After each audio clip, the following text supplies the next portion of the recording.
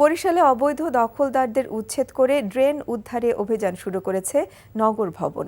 সকাল থেকে নগরের ব্রাউন কম্পাউন্ড, ঈশ্বর বসু রোড এবং বটতলা সহ বিভিন্ন এলাকায় এই অভিযান পরিচালনা করা হয়।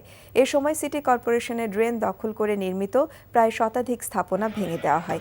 অপসারণ করা হয় বসত বাড়ি, দোকানপাট এবং বিভিন্ন ব্যবসা প্রতিষ্ঠান।